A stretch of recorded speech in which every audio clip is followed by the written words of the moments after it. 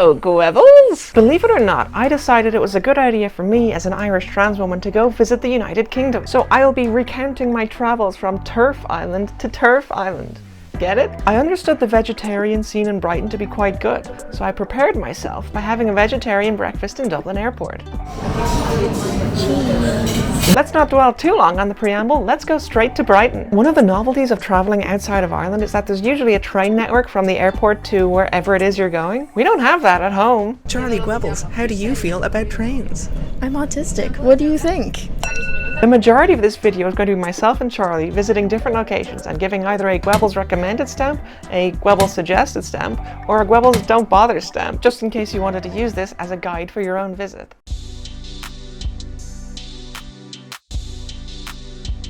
The Queen's Arms. They were going to call it the Queen's Legs, but that would be too many letters. Pretty much every bar in Brighton is LGBT friendly, which is fantastic. The Queen's Arms is a drag bar. We actually went there twice altogether. The second time round, I was invited on stage by Ophelia Payne for the chance to win a sticker. Hello, what's your name and where'd you come from? I'm Gwen, I'm from Ireland. Gwen from Ireland, everybody! Exciting! Now, Gwen, do you have an interesting fact you can tell me about yourself? My name starts with a G. Okay. Is that it? That's it, okay. Yeah! Good vibes all round.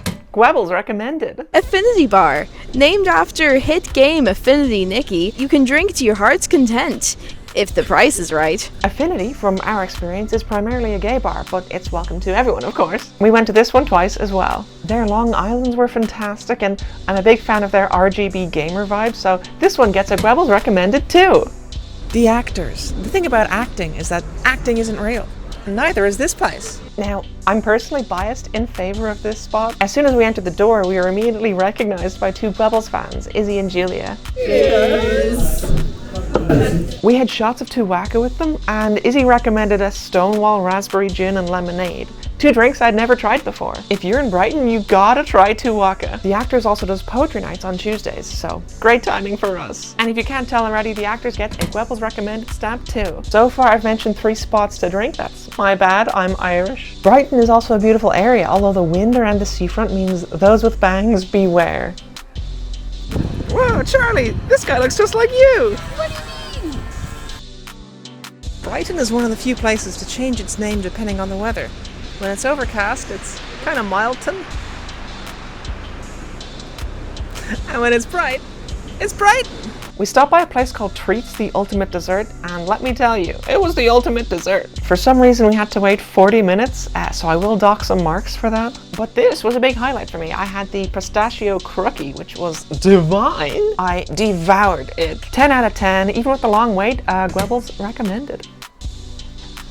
The i360 is a heated topic for Brightonians. Many of them don't like it, although it's better than our closest competitor, the Spire. The i360 stands at 162 meters tall and has a lift that takes you to the top to view the whole city, compared to our 121 meter stick that kind of just sits there and does nothing. I liked it. It was cool to see Brighton and Hove from way up, but it was a bit slow and slightly overpriced. Still, can't fault it too much. Gwebulls suggested. If you're scared of heights, don't do it. The Brighton Palace Pier leads out to a big fun park that was closed when we went, but we're not hugely into fun parks anyway, so that's fine. Along the pier are 2 arcades, some shops, and some eateries. The arcades do accept tickets from either one, so if you're worried about that, then don't worry. I got a high score on Reptilia by the Strokes.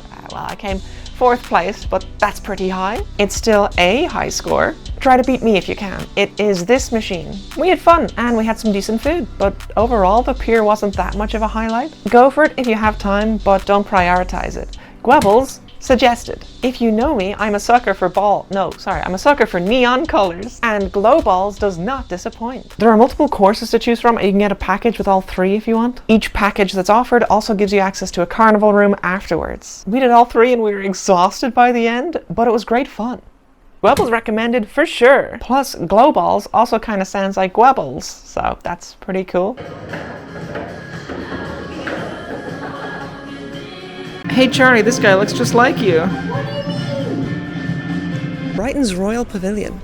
The architecture, much like most things in the UK, is stolen from another country. The Royal Pavilion is a very short little adventure. There's some interesting decor, and the rooms are colour-coded because the guy who owned the place back in the day liked that. We were very kindly told the history of the whole place, but my brain doesn't remember that kind of information. In summary, the fella who owned it liked Chinese stuff, so he got a bunch of people to paint Chinese-like stuff for him, I think. And there was a neon sign about Brighton being gay and full of balls, which is why glow balls was invented. Anyway, it's a short and sweet experience if you like architecture. Gwebulls suggested. There's also an art gallery, but the tickets for the pavilion don't work for the art gallery. You have to buy extra tickets, so we're not doing that. The Black Dove shares its name with a long-forgotten character from the hit children's novel, The Ugly Duckling. The story of the dove, however, is that it turns out to just be a crow. Bit disappointing. Let's hope the pub is better. A quaint little bar that's very gay-friendly. What more could you want? Excellent staff, delicious cocktails. Sounds like we're on to a winner here. Make sure to ask Julia for the Gwebulls special. I'm sure she'll have no idea what that is, and you'll be promptly escorted from the premises for making things up. I kid, of course. Lovely wee spot. Gwebulls recommended. The Ore Bar. It's not a slur. It's not a slur. It's not. I actually quite like Ore Bar. I think the Ore actually stands for revenge. Ore Bar does a 40% off happy hour, and when we were there, they did a 2-for-1 deal on Old Mount cider. That means myself and Charlie had 4 drinks for 9 Great British pounds. Not entirely sure that's how they were supposed to do it, but I'm not complaining. We went there twice to be sure we liked it, and yeah, pretty good. Gwebulls recommended. Charles Street Tap. It's Maybe we were just unlucky, but when we went, this place was completely empty. I also leaned on one of the tables and the entire thing tipped, and I spilled pina colada all over myself. Honestly, it's probably a decent spot, but why was it empty? Maybe it's the table quality. Anyway, Gwebulls suggested maybe you'll have a better time than we did. For our next few spots, we took a day trip up to London. Now tell me, what's better than a gay museum?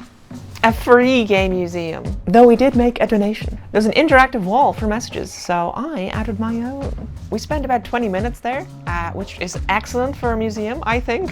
Gwebulls recommended. Just outside of Queer Britain, there's a food market. It was super handy for us because we were starving from all our traveling. There's a decent amount of choice, but I can't recommend coming all this way just for this food market, so Gwebulls suggested.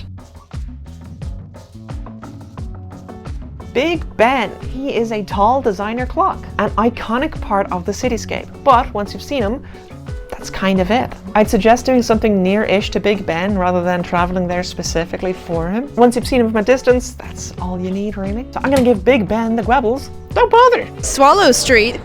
I sure hope it does. I'll be keeping this next story as anonymous as I can. While we were queuing for the London Eye, there was a child next to us who wet himself. His mother saw this and she then punished him by taking him onto the ride anyway. He was allowed to free roam in our pod because the mother didn't really seem to care. He started rolling around on the floor and he just completely covered himself in piss. So we were locked into a pod with a piss baby for like half an hour. He stacked the whole pod up, and you know what? Poor kid. But poor us too. We got some nice views of London, but it was still not a nice situation to be in. But when we complained, they did give us a refund. And rightfully so. If you're ever going to the London Eye, avoid Pod 20. Anyway, I can't in good faith recommend the London Eye after that experience, so Gwebulls suggested.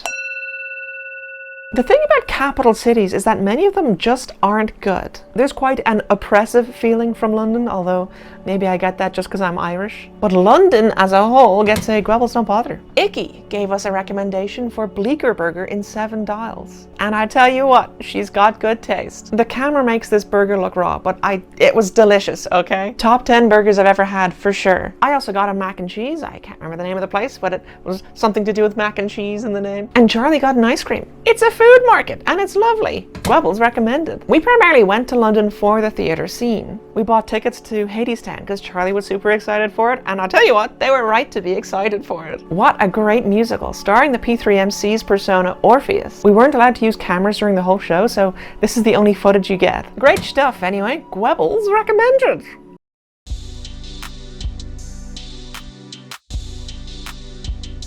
The Hello Kitty Cafe. Sorry. Hello, Kitty. What an adorable little place. It's called Artbox if you're looking it up on Google Maps, and the My Melody / Karomi theme won't be around forever. But it'll eventually be replaced with another cute theme, I'm sure. We've been to themed cafes in Japan, and this one had a very similar feel to it. Or you can just go for the merch if gimmicky food isn't your thing. Gwebulls recommended though because it's totally my thing. Comedia. Or as the Joker would say, normalia. Comedy can be hit or miss, and 2 of the 3 acts we saw were misses. The MC was great, and the last one was fantastic, but whew, the other 2, that's a risk you take when you go to a show where you don't know any of the acts. And there's always the chance you'd be laughing your head off, but there's a risk your money will be going to something you don't actually enjoy. So for that reason, Gwebulls suggested Sea Life. That's the plan. Sea life. You might also know A life, B life, C life, D life, E life, Sea Life? I sure hope I do. J life, K life, LMNOP life, Sea Life? What the hell? X life, Y life, Z life. But today, we're at Sea life. Sea Life? Oh yeah, there's some. Charlie loves Animal Crossing. Honestly, that's the main reason we came to Brighton, to see some Animal Crossing friends in the aquarium. So you already know this is Gwebulls recommended. Aquariums are such peaceful spots, except when people bring their horrible loud children to them. This one also had a cool bug section. I'll let you close your eyes now if you don't like seeing bugs. I think bugs are cool when they're behind glass. The bug section is over and you can look again. We got to see the turtles being fed. There was also an Animal Crossing stamp book that Charlie completed, and they brought a Lily plushie along with them for the adventure too, which I think is super cute. When the Animal Crossing exhibit is gone, feel free to bring a fish plushie or something with you. And if anyone asks, tell them Gwebulls sent you. That'll teach them.